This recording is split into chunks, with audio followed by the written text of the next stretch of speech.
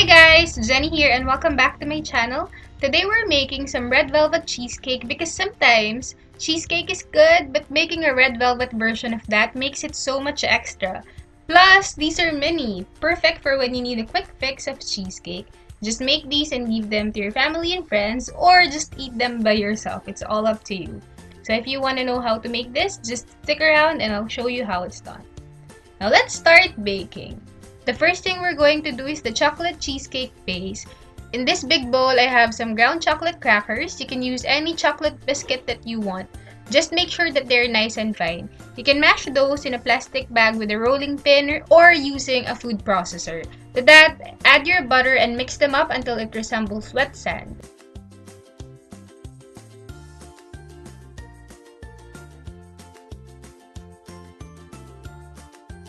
Now we'll have to distribute these in a cupcake tin lined with cupcake liners, about 1 tablespoon per hole. And then using the back of a spoon or a small glass, press it down to form a crust. We need to bake these for about 10 minutes in a 350 degrees Fahrenheit preheated oven. So while the crust is baking, let's start making the cheesecake batter. In a big bowl, I already have my cream cheese and I cut it into smaller chunks because it's easier to bring it to room temperature that way. And then we're going to beat this until it's nice and smooth. You need to scrape down the sides of the bowl every so often because those bits on the sides that are left unscraped are what make your cheesecake lumpy.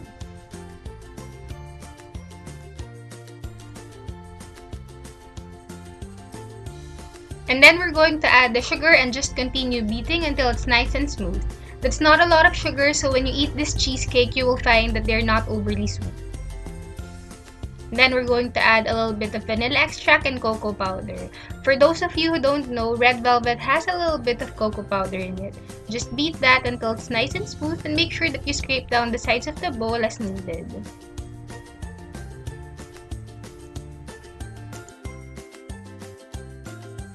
Now we add our red food gel. You can also use the color paste if you have that. Just don't use the liquidy kind because it doesn't give enough color payoff and it may change the consistency of the batter.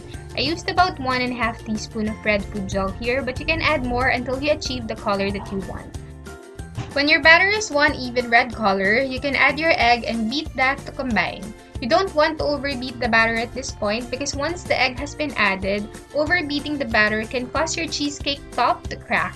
It will not change the flavor, but there can be small cracks on top. I don't want that since there won't be any topping of frosting to cover it up, so just take it easy when beating the batter once the egg has been added. But if your cheesecake does have little cracks on top, don't worry about it. You can cover it with some whipped cream or just let them be. They would still taste awesome. The cheesecake base should be out of the oven by now, and we're going to distribute the cheesecake batter in these cupcake tins, filling them almost all the way to the top. Just leave a little room for them to rise. They don't need much because the cheesecake don't really rise too much.